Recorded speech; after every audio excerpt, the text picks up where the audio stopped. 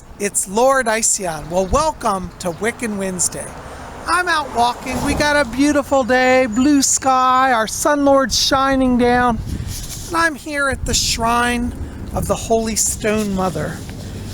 This is a shrine that I consecrated to the great goddess. And we're going to talk about the goddess today because the goddess comes in many forms. In the ancient pagan traditions, they saw stones with holes in them as signs of the ancient mother, the great goddess. She is the earth mother. She is the sea mother. She's also mother of, spring water and fresh water. And today we're going to talk about her in her aspect as the white goddess. So hang with us. Our sun lord is shining down. He's behind a little bit of cloud cover, but he's bright in the sky. We've got a beautiful blue sky. With spring here now, we're renewing life upon the earth. The god and the goddess, their interplay brings life to all of us. And the white goddess, who we're going to talk about a little later, is part of that renewal. The white goddess, you could think of her as the ultimate mother, the life giver, the renewer. If you're at a place in your life where you feel like you're used up and all your energy's gone, let the white goddess come and renew you. We're going to show you in just a little while how we do that renewal and how we can work with her. But for right now, Lord Iceon wants to get some lunch. So hang out with us. Here we are at Shooters. And anybody puts the lucky star outside their door, they got my vote. Let's go get some lunch. Tubies, I'm at Shooters. I'm so excited about my lunch, I forgot to film it. But I have a little bit to show you. I got soup and sandwich today. The soup is amazing. It's potatoes, cream soup, delicious. And I got pastrami sandwiches. And I love it. Oh, and I have a Coke to drink too. So PsychicBob, be happy. Tubies, that was a great lunch. PsychicBob feels so good. Now it's time to go home and see what else trouble we can get into. Come hang out with us. Our sunlord's up there hiding behind that cloud. I'm only praying he'll emerge soon. Hail, sunlord. Come on out, sunlord. Come and see us. Play with us today. Well, sunlord's hiding out and chilling. Well, let's head on home because we're going to talk about the white goddess. Well, Tubies, Lord Iceon made it home safe and sound. And I'm here at the shrine that I set up in my house to the white goddess. Let's take a look at it. Now, for those of you who were here 2 weeks ago, we did part 1 of this video. So look back in the queue for the white goddess video. Not from last Wednesday, but the Wednesday before. And you can learn more about this. But here's the altar, as we briefly discussed last week. And I just this morning made another offering. It's traditional to offer pure water to the goddess, the white goddess. She's the goddess of fresh water and of springs. And if you do offer water to her, do not put salt in it. You can make a different offering of salted water, but one of the waters on the altar should be just pure water. If you have spring water, that's even better. I also have a white candle here as the white light represents her. The white goddess takes many forms, and as many of you know, this is Our Lady of Lords. But I see in her a symbol of the white goddess, and many people have reported seeing the white goddess, see her looking very similar to this. I also have beautiful crystals. White crystals are considered offerings to her. And I also offered a white silk rose as well. When I can find real white roses, I'm going to bring those and have an offering. But for right now, we've got a white rose for her. And I also have my wand here. Now, next Wednesday, we're going to talk about creating a special wand for invocation of the white goddess. I just have been away and hadn't had time to prepare that. But you can use any wand, but there is a special white wand that we're going to talk about next week. So be back here for that. Over here I have the silver star, and the silver star is many times associated with the white goddess as well. It's one of her signs. So, when you make an altar to the white goddess, it doesn't have to be complex. It just can be very simple, but it's traditional to make white offerings, white flowers, white candles, white gemstones. You could also offer moonstones or any white stone to the goddess. And then pure water. I like to offer my water in a crystal vessel because I think if you're offering the gods something, you should give them the best that you can. This is actually Galway Irish crystal. You know, you don't have to spend a fortune, but any nice bowl, I think you should make it the nicest you can for the goddess. But as you notice here at her feet, the water is flowing because she's the goddess of springs. In the United Kingdom and through Ireland, she's known as the goddess of springs. The white goddess is the white goddess of springs. The white goddess is the goddess of the winter time, of the snow. She's white goddess of the wells, like the chalice well is one of her realms. So chalice well, any really well, sacred wells, bodies of fresh water. This is the realm of the white goddess. And the woodlands with the white flowers growing in the spring is also her domain. So hail the white goddess. As I said, offerings to the white goddess include all white stones and also water symbols. This pendant I'm wearing, I wear in honor of the white goddess. It's a white crystalline stone. And this pendant is called the Vial of Galadriel. Galadriel was in the Lord of Rings. She was the elf queen who had a sacred crystal vial filled with holy water. And this water was magical and could stave off evil. And so this is represents the vial, a crystalline vial of Galadriel. And so this would be an appropriate symbol also to wear as a white goddess symbol. So diamonds, quartz crystals, clear stones, moonstones, all of these are wonderful stones for the goddess. It's hard to find a lot of information about the white goddess. Most of it is oral tradition and passed down, particularly in the Celtic Isles. But I did find a book here. This is a wonderful book called A Witch Alone. It's by Marion Green, and it actually has a section on the white goddess. So I thought we would read that together. So let's take a look at that. And according to Marion Green in this book, A Witch Alone, it says, all over the world, the goddess is seen or known as the white goddess. White flowers, clothes, or offerings have always been associated with her. From the snowy white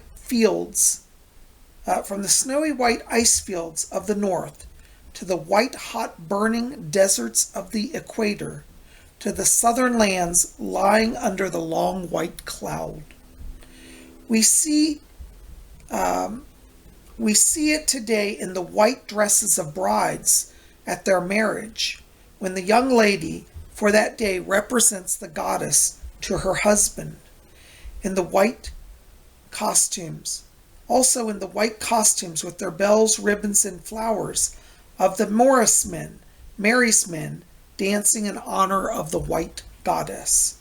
Even in India, a land where white is the color of mourning, it is into the hands of the goddess of death, with her white face, that the departed soul will travel. The white harvest represents stages in the lives of the goddess and god, defined at a moment when a certain kind of power was to be felt, and perhaps shared by the people. You know, I forgot that I had this scroll over here, and I put this up in the shrine area now. This is a Japanese scroll or Chinese scroll, but notice it's water running, fresh river water coming down from a mountain like waterfalls. This would also be the domain of the white goddess. We see her in the white spray of the water and the free-flowing energy. So what a perfect backdrop to have here at our shrine. I put the flowing spring, mountain spring water with the goddess, which is very appropriate. Now, of course, besides wearing jewelry that has white stones or offering water or white flowers, there's another way you can dedicate yourself to the white lady or the white goddess, and it's through wearing a sacred white cord. Here on my altar is a spool of white cotton cord. Sometimes it's called baker's cord or white twine, but if you do a search for white cord, you will find spools similar to this. Now, you can wear the white cord as either a necklace or a bracelet. I'm going to wear it as a necklace simply because I prefer it that way. And so what you want to do is measure out some cord as long as you want, like maybe 30 inches, I would say is a good length.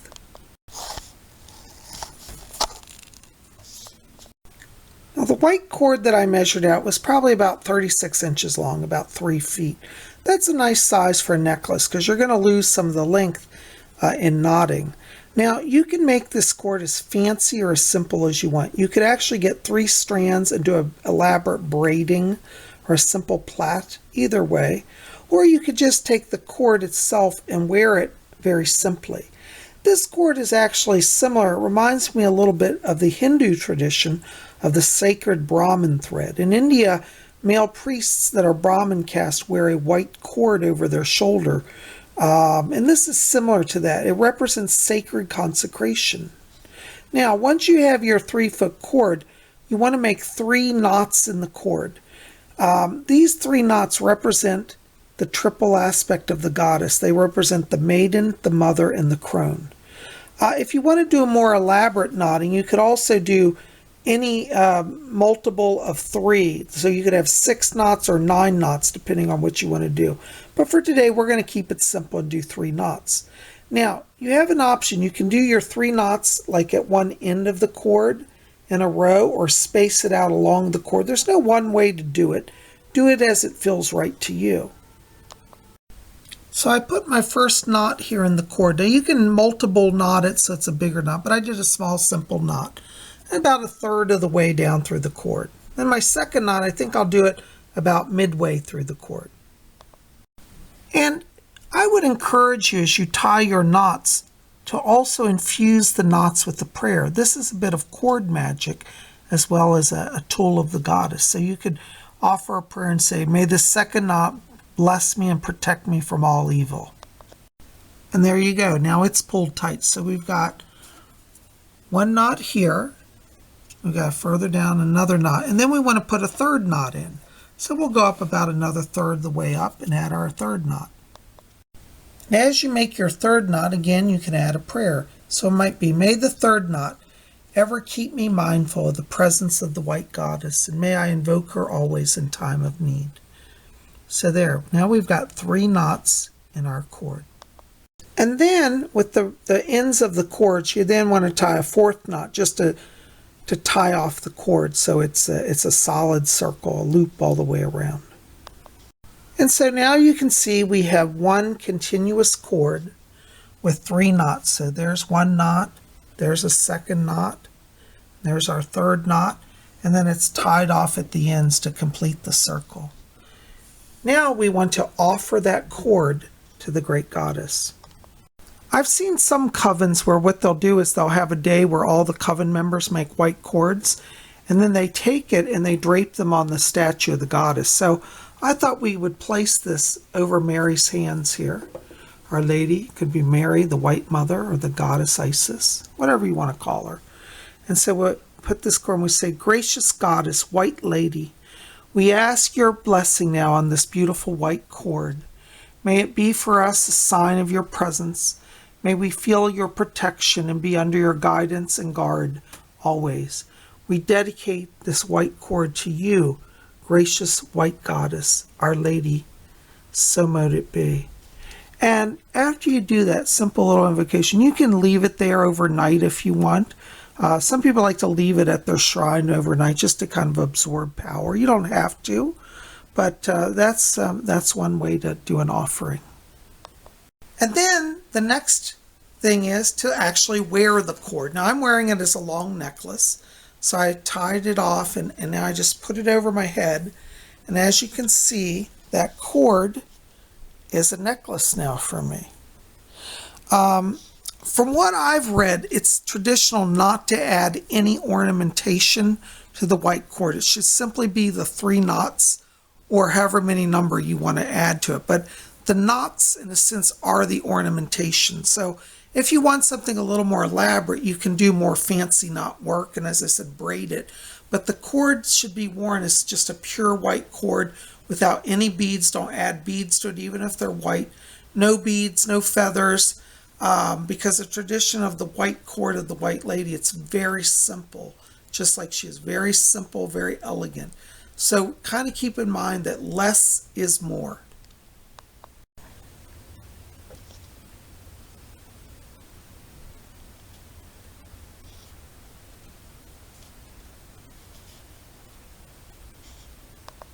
So tubies, I hope that this little video today has inspired you to explore working with the great ancient white goddess and working with her white cord of magic and power. The white cord really can be thought of as a magical tool. So it carries the power of the goddess. So when you're in times of danger, wear it, hold on to it, call upon her, and let it be a source of protective power for you. Anyways, I hope this has helped you today explore a little bit more about working with the ancient and mystical white goddess. And next week, be back here because we're going to talk about the white wand of invocation for the white goddess. So make sure to be here for that. Well, guys, listen, thank you for being here. Help me out. Like this video, favorite it, share it with your friends, hit subscribe, be part of our channel. And make sure to go over to my website if you want to get on my schedule for a private reading. Go to PsychicBob.com and we'll get you on the schedule, okay? You can buy a reading over there. You can also register for my psychic development class. This Saturday, we're going to have a wonderful class, and I hope you'll come out and join us for that. So read about that all over at my website, PsychicBob.com. I love you guys. We'll see you back here tomorrow for Vlog Thursday. Not sure where we're going to go, but we're going to go somewhere fun, so just come hang out with us. I love you guys. Blessed be. And guess what? Say goodbye now. Out of here.